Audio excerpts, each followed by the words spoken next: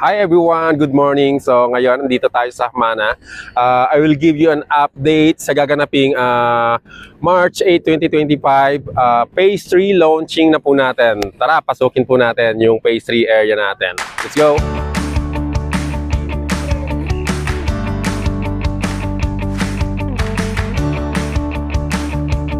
Today, we are here at a Phase 3 area. So, kung saan ako nakatayo ngayon, dito sa Nanaya Single Attached, is the part of a Phase 3. So, andito ako sa balcony na ng Nanaya Single Attached. Then, sa background po natin, yan po yung Phase 3 site development.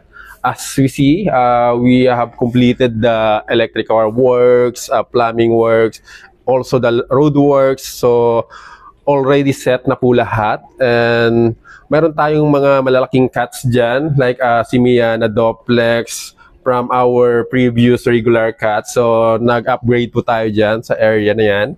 And also, dito sa in front ng development ng Phase 3 is more on the Nanaya Single Attached. And also, we have our own gate na malapit po. So, hindi lang po iisa yung gate natin. So, we have a 2-spine road here at Hamana Homes.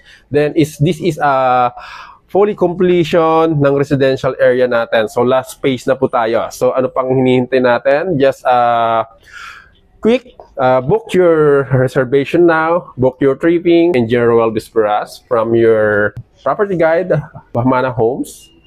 You want to know more about the details of the Phase 3, so just click button or contact me at 0966-8777-435.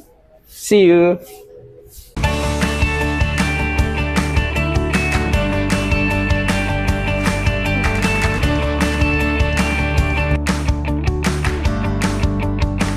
Good morning! Good morning! Hi. So, I'm here today to give you some updates in terms of where we are as a project, as well as what we're opening for 2025 Phase 3 in Hamana Homes. And PHDC family, welcome today to the opening of our Phase 3. So, let me just get into the meat of it. Next slide, please. So today what we're opening, as mentioned by LTP, is Phase 3. So we're opening this in March 2025 for opening about 211 units. So that's composed of 22 Kanea inners, 11 Kanea ends, 13 duplex Uneas, 15 single attached Uneas, as well as a couple of Mianas and Mareas. So, in terms of project delivery, what we're planning to do as a revised strategy for PHDC's Hamana Homes Magalang is to already start construction of the units before the event starts. So, while wala pa po kayo nakikita right now on site, gumagalaw na po ang lahat ng mga project teams to be able to start the awarding, the procurement, and some of the backroom requirements to start house construction. What we will do is to start awarding from the inner going outwards. That way, in terms of our delivery, we'll ensure that we get ahead of the curve. Alam na natin kung saan tayo nanggaling in the past when we started Phase 1. Alam natin yung challenges when we opened Phase 2. So now that we're opening Phase 3, medyo natuto na po tayo at uunahan na po natin ng construction operations. Now, LTP mentioned that we will start handover next year. So if we were to award within this quarter, ang ini-expect po natin is by Feb, at least, of 2026. Wala pang specific week, but within that timeline, we'd start handover of the first houses.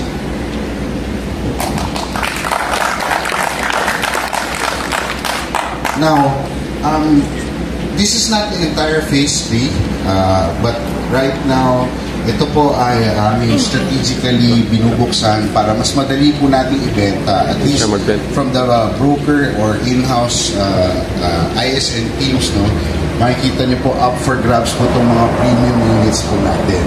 Now this opening today is as mentioned by LTP, we will have a special promo that is currently in place. Plus, there are several discounts that we have informed your respective channel leads. So for today po, umpisahan na natin yan kasi yung 211 units na yan, mabilis na lang po tatakbo yan. Next slide please. Ngayon ang breakdown po natin in terms of the units, no? So na-mention namin kanina yung number of units. Ito naman po nakikita nyo is the price ranges natin yan. So kung kayo po ay nakabenta before ng mga Kanea units, whether inner or end, makikita nyo po ang disparity sa price. Ngayon matanong nyo, bakit may tinaas ang presyo? Ganyan po talaga pag nakikita nyo yung community nyo umuusbong. Kailangan po makita rin ng ating mga buyers at residents na yung kanilang investment over time kumikita rin. Kaya po pag in-spread po natin ito, within the batting average pa rin tayo ng selling prices natin. But makikita po natin na if ikaw ay bumili ng Miana before, meron almost 20 to 30% increase na po ang inyong investment value. Happy ba tayo dyan? So, sa akin po, kaya namin binibreakdown ng ganito ang inventory natin para at least yung mga respective sellers nakakapag-isip na po sino unahin nila, anong tatargetin nila na units. Kung ako po sa inyo, unahin kong ibenta itong mga bigger price units kasi nandyan ang talagang bulk ng ating mga commissions. But, up for grabs po is 211 units. And by our estimates, hopefully we're able to sell all of this within the third and fourth quarter of 2025. Now, moving on, in terms of construction po, dahil talagang umuusok ang ating site sa activities. Next slide. Right now, nasa 99.96% na po tayo ng land bank. And with the opening of phase 3, makikita nyo po, sometime this third quarter, fourth quarter, makikita na po natin na pati mga bahay dito nag-uumpisa na rin pong mabuo. Now, in terms of yung mga amenities po natin, which I'll discuss later, nandito po sila sa section na to, tuloy-tuloy po ang ating construction activities in that area. Next slide, please. And hopefully by May of this year, we'll be able to conduct all our marketing, selling events in our new clubhouse. As well as be able to use our multi-purpose court and our swimming pool. So ngayon po, in terms of activity, ang project teams po natin ay talagang araw-gabi tinatrabaho ang ating mga amenities para ma-deliver natin within the target area. Right now, in terms of mga kinakabit po natin, yung mga finishing works, nag-uumpisa na po. At pag na-clear out namin yung mga scaffolding in this area, pati mga landscaping po natin magagawa na rin. Okay, in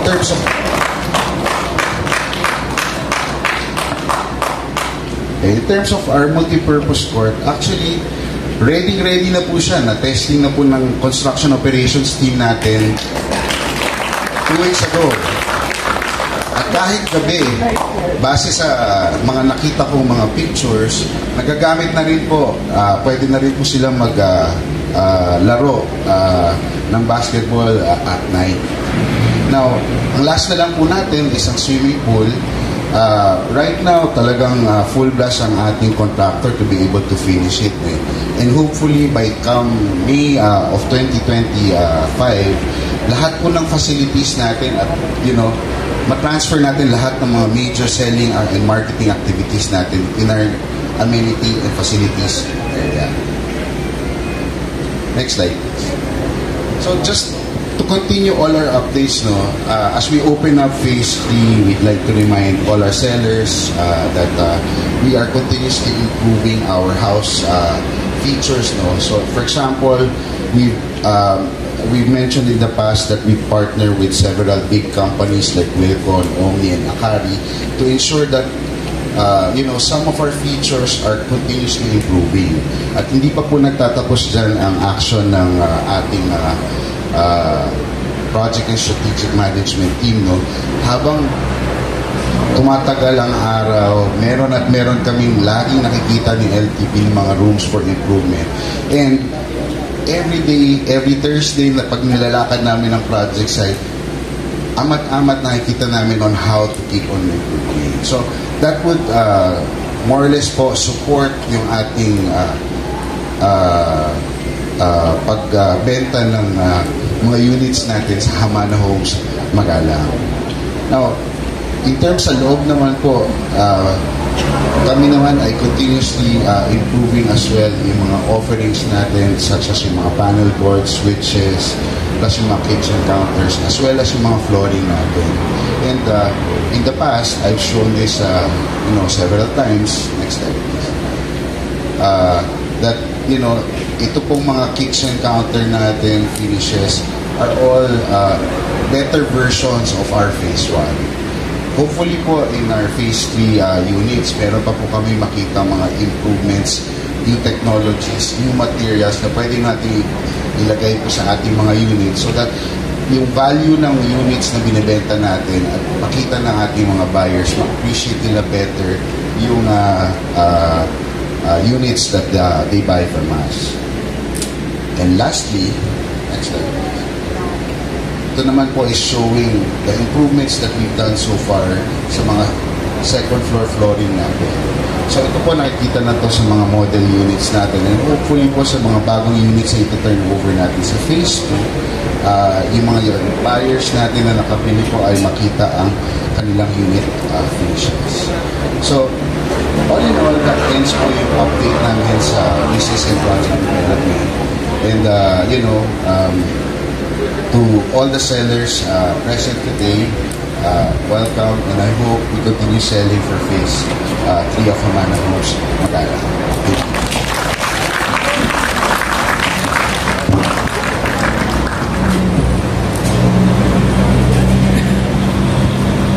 As your interim sales management head, I just have a couple of announcements that I'd like to make.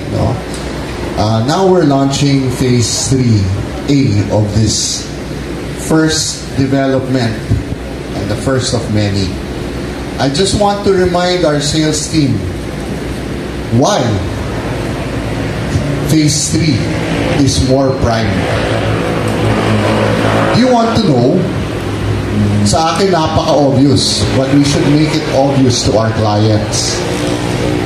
The proximity of the units to the main road of Magalang, Mabalacat, and the accessibility of phase 3 units to both Gate 1 and Gate 2. Ano naman ang benefit sa mga buyers niyan?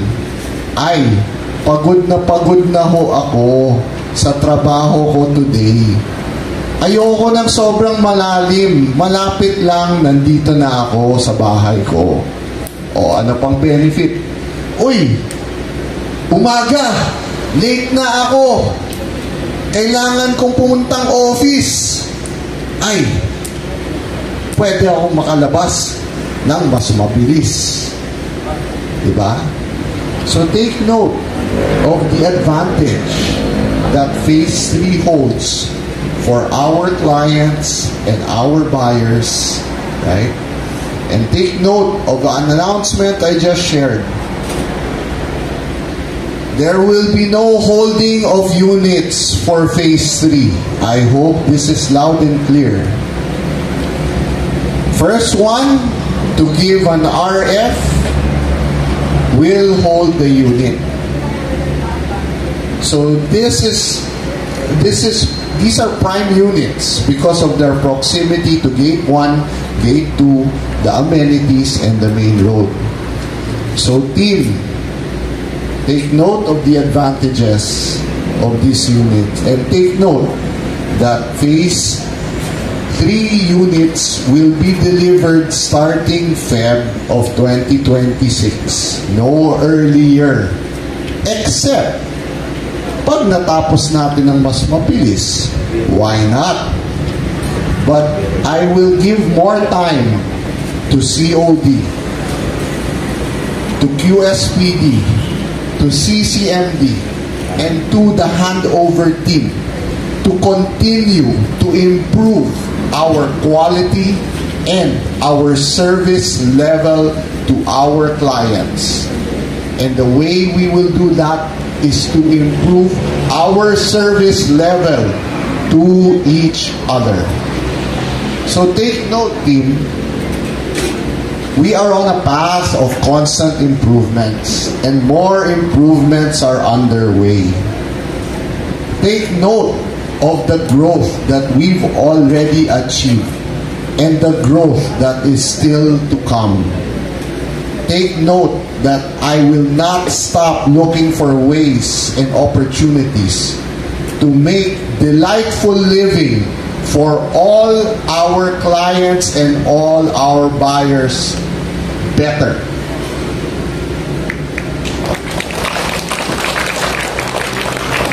I am relentless in this pursuit, and I need you all to be as relentless as I. Because I cannot go as far as I need to go without each and every one of you today. We will not reach our goal until the last man crosses the finish line. So team, let's lead each other in the right direction. Let's help each other out. Let's all cross the finish line faster together.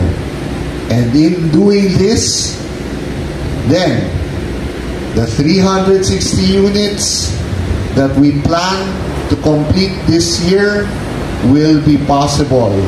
And as more completion happens, because we are completing our transition from sell and build to build and sell. And as more clients see the quality of their units that will be made available, then more will buy, and they will buy faster as they see that the units are nearly complete or on their way with a clear delivery date, because we are honoring our commitments to each other. Then they will have the confidence to buy faster.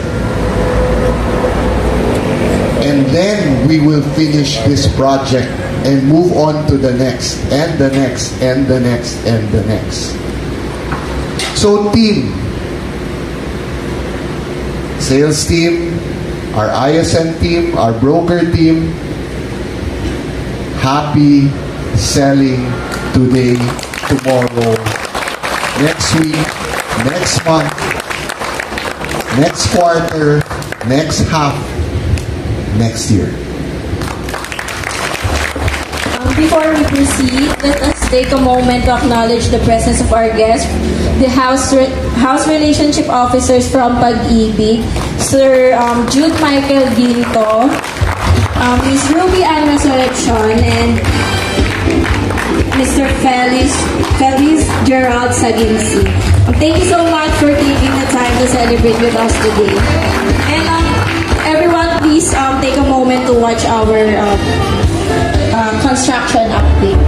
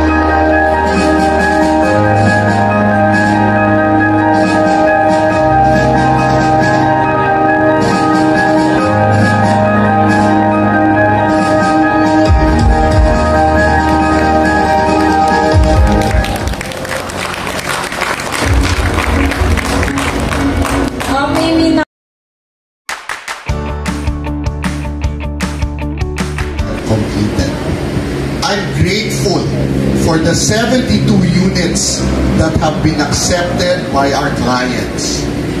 I am grateful for the 260 units that we are now constructing.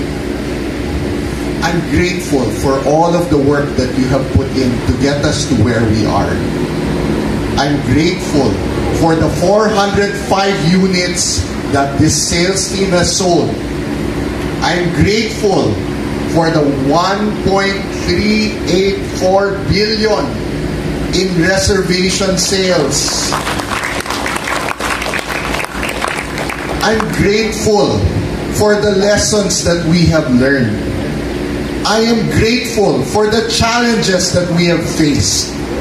I am grateful for our growth from our first phase to our second phase and now to our third. I'm grateful to each and every one of you today for all of the hard work, the persistence, the resilience, the pain, suffering that we have undergone to get to where we are today. Because without it, we will not be who we are. We will not be, who are we? Now, I asked the COD team this last couple of weeks ago. They may know it. But this is my question to everyone who has not heard this question. What are we? We are leaders. Who are we leading? You know who we are leading? We are leading each other. We are leading each other today in the same right direction. And if we reach our goals, what are we gonna do? So I'll ask again, who are we? What are we? We are leaders. What do we do? How do we win? There you go. We win together. We lead each other. Right? So today, we lead each other to another milestone. Our phase 1 was our preparation for phase 2. Our phase 2 is our preparation for phase 3. Our phase 3 is our preparation for our new project that is now underway. And that project is our preparation for the brighter future we all have ahead of us. So today, team, for all of the things that we've done, thank you. For all of the things that we still have to do, thank you. And for the 211 units that we are launching today, that we will be delivering next year, thank you.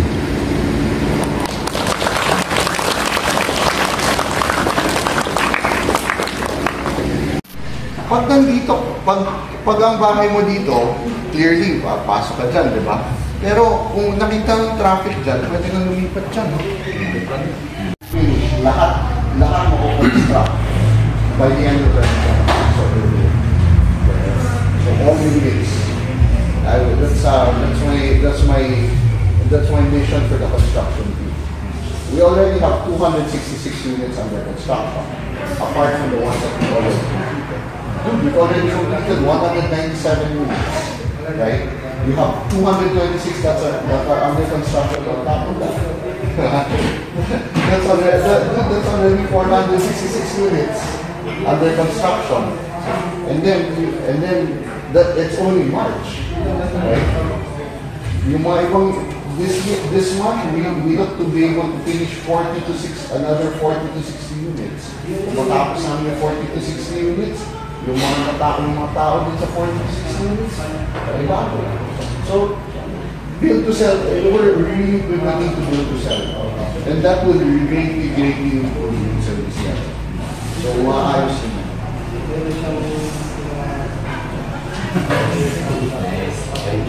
Thank you, sir. Thank you. Thank you po. Thank you. Very Thank you, sir. Thank you. Thank you. Oh, ma'am, narinig mo.